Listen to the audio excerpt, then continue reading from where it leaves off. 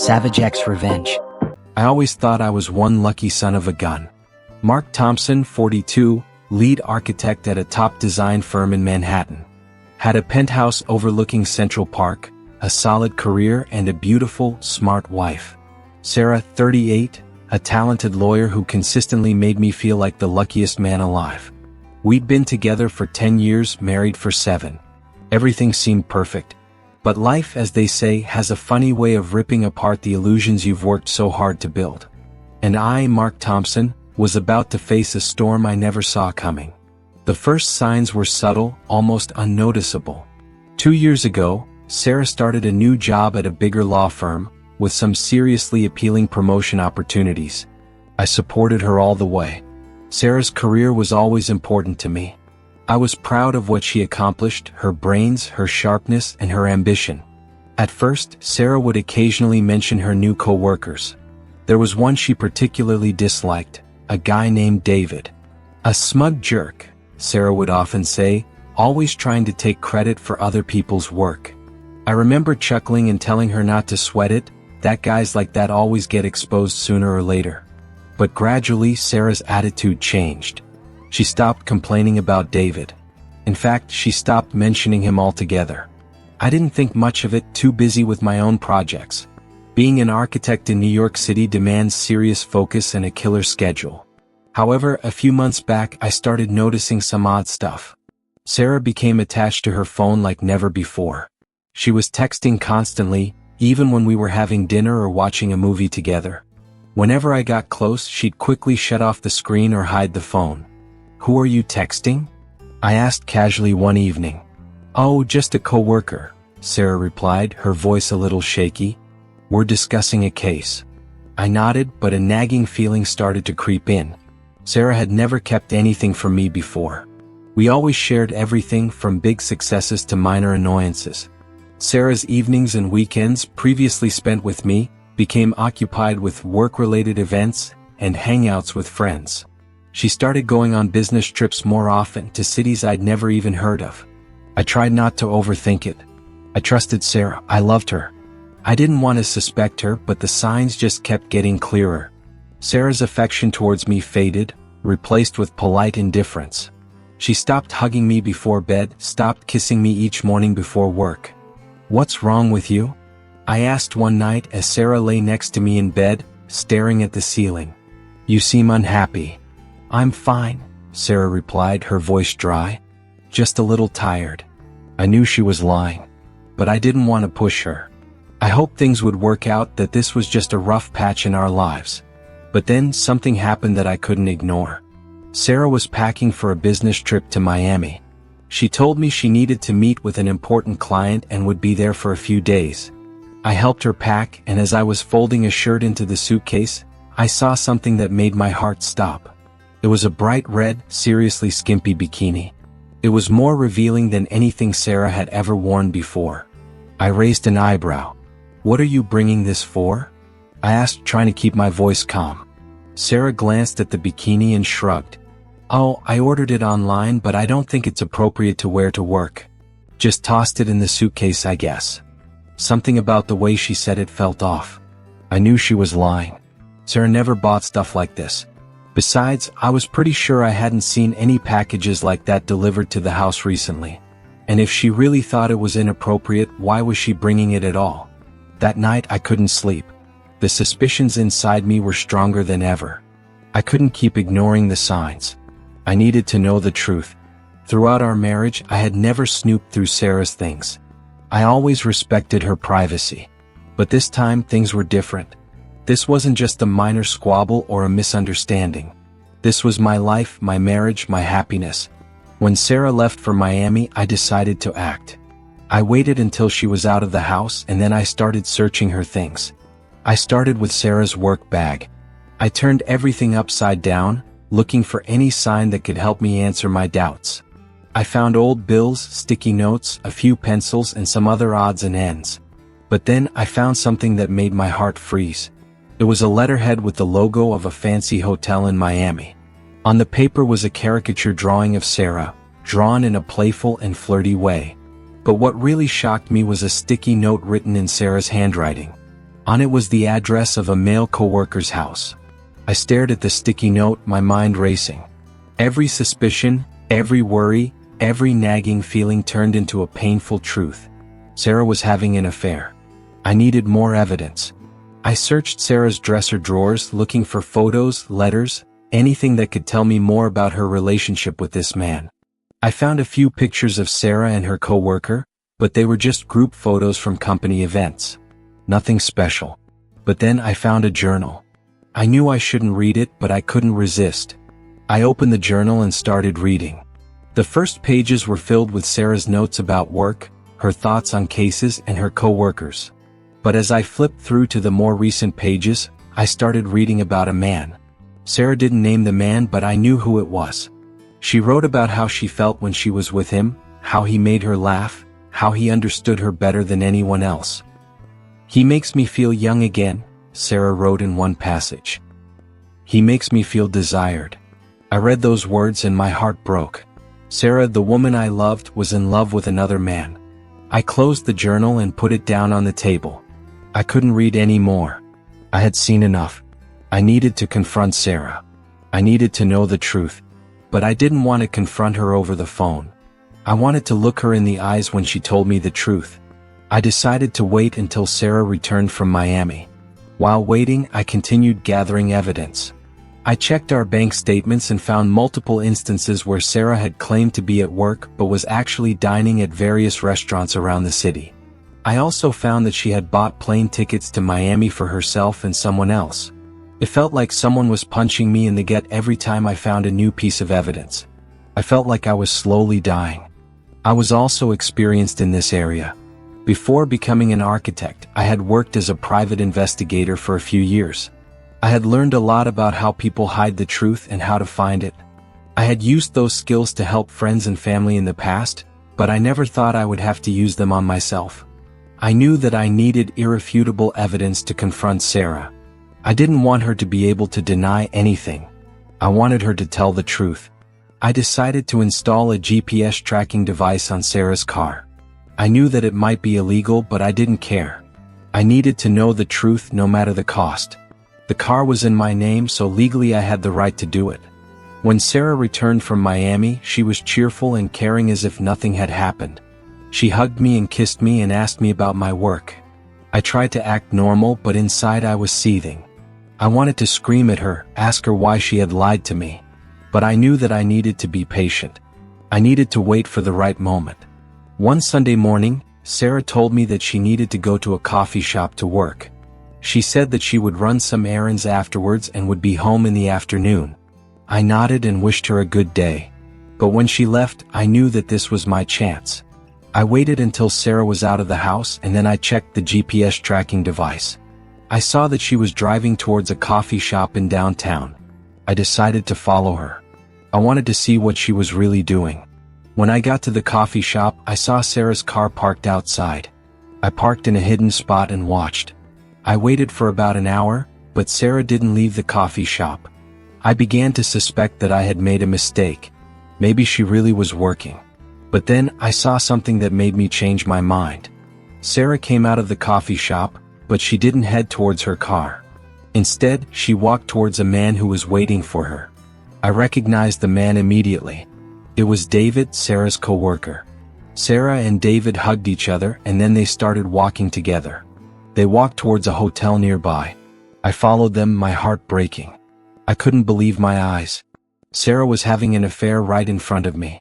They went into the hotel together and I knew that I needed to act. I couldn't sit idly by and watch my marriage be destroyed. I took out my phone and called Sarah. She answered immediately. "Where are you?" I asked, trying to keep my voice calm. "I'm at the coffee shop," Sarah replied. "I'm working." "Really?" I asked. "Are you sure?" There was a brief silence. Then Sarah said, "What are you talking about?" "I'm outside the hotel," I said. "I just saw you go in with David." I could hear Sarah gasp on the phone. "It's not what you think," she said. "Really?" I asked. "Then what is it?" "I can't explain," she said. "I need to meet you." "Okay," I said. "Come down here now." I hung up and waited. A few minutes later, Sarah came out of the hotel. She looked pale and worried. "Mark," she said. "I can explain."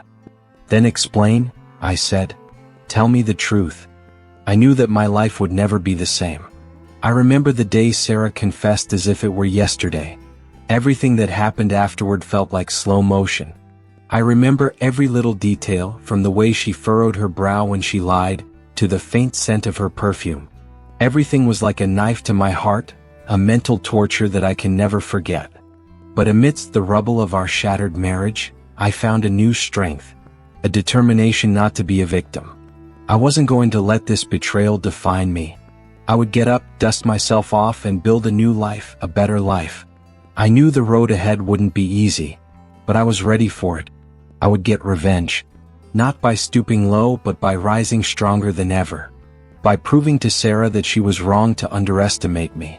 Betrayal doesn't destroy you, it's how you react to it that determines your future. "Explain it," I demanded, my voice ice cold. "Tell me the truth, Sarah. Don't waste both our time." Sarah's face was as white as a sheet, her eyes darting around like she was looking for an escape route. She tried to grab my hand, but I pulled away. I couldn't touch her, couldn't stand the dishonesty on her skin. "It's not what you think, Mark," she stammered, her voice trembling. "David and I are just friends." "Friends?" I scoffed, a humorless laugh escaping my lips. "So, what do friends usually do? Meet up at a hotel on a Sunday morning while the husband's at home trusting his wife is at work?" "It's not like that, Mark," she insisted, tears starting to well up. "We were just discussing work. We needed a quiet place to focus." "A quiet place?" I mimicked her, my voice dripping with sarcasm. "You're lying, Sarah. I know you're lying. I saw you go into that hotel with David. I checked your bank statements. I know everything." Sarah's resistance finally crumbled. She bowed her head, her shoulders shaking as she sobbed. "Okay," she whispered. "Okay, you win. I cheated on you." My heart felt like someone was squeezing it in a vice. Even though I already knew the truth, hearing Sarah admit it still cut me to the core. "Why?" I asked, my voice barely audible. "Why did you do it?" "I don't know," Sarah sobbed. "I don't know what happened. I just felt lonely. I felt like you were getting more and more distant." "Distant?" I repeated, surprised. "I've always supported you, Sarah. I've always been there for you. I did everything I could to make you happy." "I know," she said. "I know, and I'm so grateful. But I still felt like something was missing. I felt like I was living a life that wasn't my own." "So you decided to cheat on me?" I asked, my voice laced with bitterness. "You decided to destroy our marriage?" "I didn't mean to," Sarah insisted. "It just happened. David and I got closer at work. We had so much in common. We understood each other." "Understood each other?" I scoffed. "So that understanding includes sleeping with each other behind my back?" Sarah was silent, unable to respond. "I want to know everything," I said, my voice firm. "I want to know it all. I want to know when this started, what happened, and how long it lasted." And so, Sarah told me everything. She told me about how she and David had gotten close at work, about the lunches and late-night conversations, about the first sparks, and finally about the kisses and the secret meetings. She said it had started about 6 months ago, and that they had met at the hotel at least 10 times. She insisted that it was just a mistake, that she didn't love David, and that she wanted to save our marriage. I listened to Sarah, but I couldn't believe a word she said. I felt like I was living in a nightmare and I couldn't wake up. "I don't know what to do," I said, my voice almost hopeless. "I don't know if I can ever forgive you." "I know," Sarah said, tears streaming down her face. "I don't expect you to forgive me. I just want you to know that I'm so sorry. I love you, Mark. I don't want to lose you." I looked into Sarah's eyes, trying to find a spark of truth. But I only saw regret and fear. The love that I used to see there was gone, replaced by a cold emptiness. "I need time," I said. "I need time to think." "I understand," Sarah said. "I'll give you time. I'll do anything for you to forgive me." I turned my back on Sarah and walked away. I didn't know where I was going, I just knew that I needed to get out of there, needed to escape the lies and betrayal. I drove around the city aimlessly. I just wanted to run away from the pain, run away from the truth. I pulled over to a deserted park and sat there for hours, staring blankly into space. I felt like I had just lost an important part of myself. Sarah wasn't just my wife, she was my best friend, my soulmate. We had shared so many memories, so many dreams. And now it was all gone. I didn't know what to do. Should I forgive Sarah and try to rebuild our marriage? Or should I get a divorce and start a new life? I didn't know the answer. I just knew that I was in a lot of pain. The next day, I went to a lawyer's office. I needed legal advice. I needed to know what my options were. The lawyer told me that I could divorce Sarah for adultery. She also said that I could ask for a large share of our joint assets. I listened to her, but I didn't care about money or assets. I just wanted to end this, wanted to escape the pain. I decided to hire the lawyer and start the divorce proceedings. I knew that this was the hardest decision of my life, but I felt like I had no other choice. I went home and told Sarah about my decision. She cried and begged me to change my mind. She promised that she would do anything to save our marriage. But I had made up my mind. I couldn't trust Sarah anymore. I couldn't live with someone who had lied to me and betrayed me. "I'm sorry," I said. "But it's over." Sarah collapsed to the floor, sobbing uncontrollably. I turned my back and left. I couldn't bear to watch. The days that followed were the worst days of my life. I couldn't eat, I couldn't sleep, I couldn't focus on work. I just wanted to lie in bed and die. My friends and family tried to encourage me, but no one could understand the pain I was going through. They advised me to forgive Sarah and try to forget everything. But I couldn't. Sarah's betrayal had sunk deep into my mind and I couldn't forget it. I moved out of our penthouse and rented a smaller apartment in a different neighborhood. I wanted to start over, wanted to escape everything that reminded me of Sarah. I also started going to therapy. I needed help to get over the pain and to understand what had happened. My therapist helped me realize that I wasn't to blame for this. Sarah had made her own choices and I couldn't be responsible for her actions. She also helped me understand that I needed to forgive Sarah, not because she deserved to be forgiven, but because I needed to free myself from the anger and resentment. I knew that forgiving wouldn't be easy and maybe I would never really forgive Sarah. But I knew that I needed to try for my own happiness. The divorce proceedings lasted for several months. Sarah tried to appeal and demand a larger share of our assets, but my lawyer did a great job. Finally, we reached a fair agreement. When the divorce was finalized, I felt like a huge weight had been lifted off my shoulders. I was no longer Sarah's husband. I was a free man. But I still felt the pain. I still missed Sarah, missed our memories. I knew it would take a long time for me to forget her. However, I also felt a new excitement. I had the opportunity to start over, to build a new life, a better life. I decided to focus on my work. I worked harder than ever and I quickly got promoted. I also started traveling more, exploring new places and meeting new people. I also started dating again. I met a few amazing women, but I didn't rush into a serious relationship. I wanted to make sure I was ready before giving my heart to someone. One day, I received a call from an old friend of Sarah.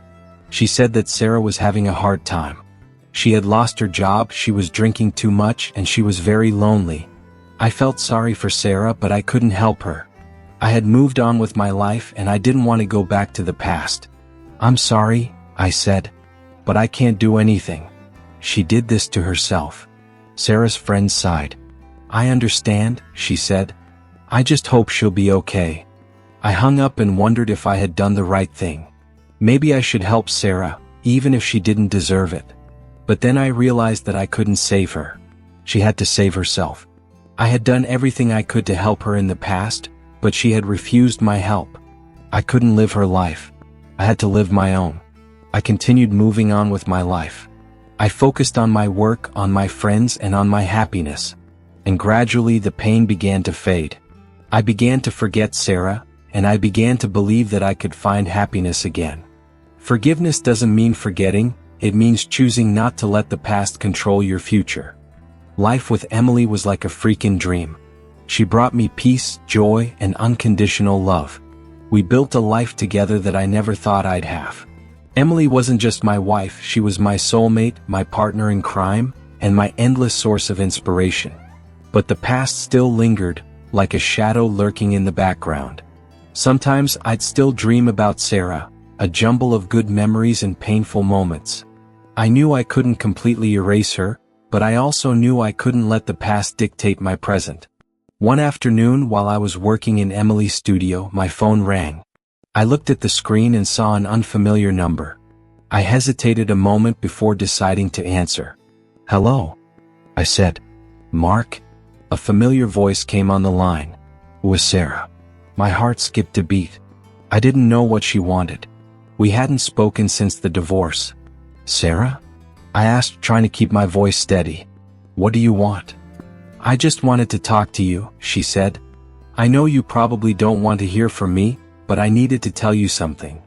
I was silent for a moment. I didn't want to hear anything from Sarah.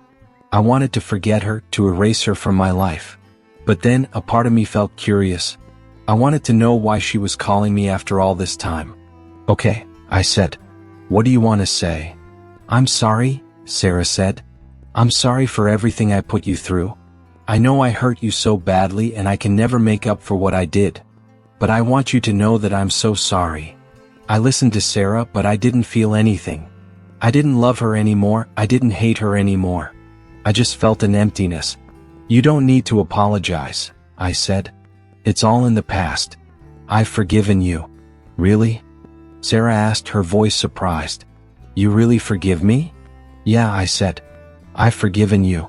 Not because you deserve to be forgiven, but because I needed to free myself from the anger and resentment. I don't want to let the past control my future." Sarah was silent for a moment. Then she said, "I'm so glad to hear that. I always hoped that one day you could forgive me." "I hope you're doing okay," I said. "I hope you find happiness." "I don't know," Sarah said. "I've made so many mistakes. I don't know if I can find happiness anymore." "You can," I said. "You just have to believe in yourself. You have to learn to love yourself before you can love someone else." "I'll try," Sarah said. "Thank you, Mark. Thank you for forgiving me." "You're welcome," I said. "Goodbye, Sarah." I hung up and sighed. I felt relieved that I had talked to Sarah, that I had resolved some of the unresolved issues from the past. I turned back to Emily and hugged her tightly. I felt grateful to have her in my life. "Everything okay?" Emily asked. "Yeah," I said. "Everything's okay. I love you." "I love you too," Emily said. We held each other for a moment, enjoying the peace and happiness we shared. After the call with Sarah, I decided to write her a letter. I wanted to tell her everything I had kept inside for so long. I wanted to share with her the lessons I had learned from my experiences. I wrote that I didn't blame her for what she had done. I understood that she had felt lonely and unloved, and that she had sought comfort elsewhere. I wrote that I had forgiven her, not because she deserved to be forgiven, but because I needed to free myself from the anger and resentment. I wrote that I hoped she would find happiness, and that I would always wish her the best. I poured my heart into the letter, and when I was done, I felt a huge sense of relief. I had released the past and I was ready to move forward. I sent the letter to Sarah, and I never heard from her again. I don't know if she read it or not, but I hope that it had helped her in some way. I continued living my life with Emily. We traveled the world together, exploring new places and meeting new people. We built a family together and we lived happily ever after. I had learned a lot from my experiences.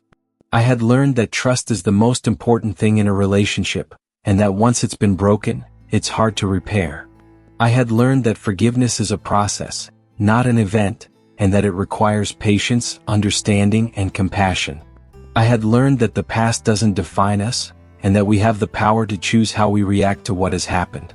I had learned that happiness is not a destination but a journey, and that we need to cherish every moment on that journey. I had learned that life can be cruel and unfair, but it can also be filled with love, joy, and unexpected surprises. And most importantly, I had learned that we need to love ourselves before we can love someone else, and that we need to believe in ourselves even when no one else does. My story probably isn't a fairy tale. It doesn't have a perfectly happy ending. But it's a true story, the story of a man who was betrayed, who suffered, who overcame, and who found happiness again. And I hope that my story can inspire others who are going through tough times in their lives. I hope that it can show them that they're not alone, and that they can get through anything. Life isn't about waiting for the storm to pass, it's about learning to dance in the rain. Folks, Mark Thompson's story probably resonated with you, stirred up some deep thoughts and feelings. Have you ever wondered what's truly important in a relationship? Is forgiveness really the key to setting yourself free from the past? And can we actually find real happiness after loss and pain? Life throws curveballs, and sometimes we're hit with stuff that's unexpected and hurts like hell.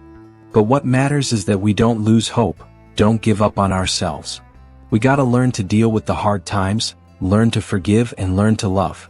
Remember, you're not alone. Lots of people have been through what you're going through, and they made it through. You can too. Believe in yourself, get help when you need it, and always remember that there's light at the end of the tunnel. And now, before we go, I want to ask you a question. How would you choose to react when facing betrayal? Would you let it break you, or would you use it to come back stronger? Think about that and share your thoughts in the comments below. I'd love to hear what you think. And if you dug this story, don't forget to hit that like button and subscribe to the Savage X Revenge channel so you don't miss out on other compelling and inspiring stories. Your support motivates me to keep bringing you quality and meaningful content. Thanks, and see you next time.